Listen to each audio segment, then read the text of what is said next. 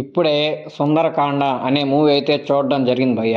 ఈ మూవీ రీసెంట్‌గానే థియేటర్‌లో కూడా రిలీజ్ అయింది. థియేటర్‌లో రిలీజ్ అయిన 1 మంత్‌కి అయితే ఓటీటీలోకి అయితే వచ్చేసిందనమాట. ఈ మూవీలో యాక్ట్ చేసింది నారా రోహిత్ గారనమాట. ఈ మూవీ ఎలా ఉంది ఏందనే విషయానికొస్తే మీరు మూవీ అయితే కన్ఫర్మ్‌గా చూడాలి. అంత బాగుందా మూవీ అంటే మూవీ బాగుందా లేదా అని నాకు తెలీదు గానీ, సత్య గారి కామెడీ టైమింగ్ అయితే నాకు చాలా బాగా నచ్చింది భయ్య. నేను సత్య గారు వచ్చినంత సేపు నవ్వుకుంటా ఉన్నాను. మూవీ అయితే నాకంత గొప్పగా ఏమి అనిపియలేదు. నాకంత నచ్చను కూడా నచ్చలేదు కానీ సత్య గారు కామెడీ చేస్తున్నంత సేపు చాలా అయితే నవ్వుకున్నాను. ఆ సత్య గారు ఒక థెరపీలాగా అయిపోయారనమాట ఆ మూవీ చూస్తున్నంత సేపు. కాబట్టి మీరందరూ మూవీ ఖచ్చితంగా చూడండి. మీరు కూడా నవ్వుకుంటారు సత్య గారు కామెడీ చూసి.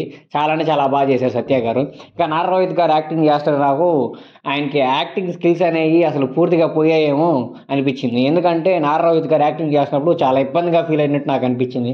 అంటే ఏదో డైరెక్టర్ చెప్పాడు మనకి యాక్ట్ చేయాలని చెప్పి చాలా ఫోర్స్ఫుల్గా యాక్ట్ చేసినట్టయితే నాకు అనిపించింది అనమాట. సో నేను అక్కడ చాలా డిసప్పాయింట్ అయ్యాను. ఇంకా హీరోయిన్ విషయానికి వస్తే నారా రోహిత్ గారికి ఆ హీరోయిన్కి అసలు సెట్టే కాలేదనమాట. అసలు వాళ్ళ పేరు ఎలా సెలెక్ట్ చేసుకున్నారో ఏమో తెలియదు కానీ చాలా దారుణంగా అనిపించింది.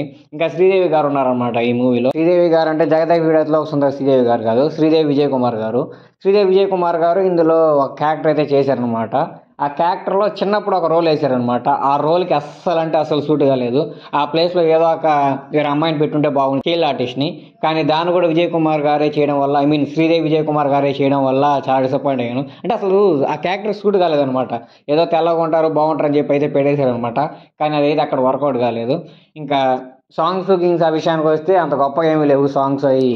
కానీ సత్య గారి టైమింగ్ మాత్రం ర్యాంప్ చేశాడు మూవీలో. మెయిన్గా మూవీ ప్లాట్ ఏంటంటే హీరోకి ఎంత వయసు ఇచ్చినా పెళ్లి కాదు. ఎందుకు పెళ్లి కాదంటే అతను ఒక 5 క్వాలిటీస్ పెట్టుకుంటాడనమాట.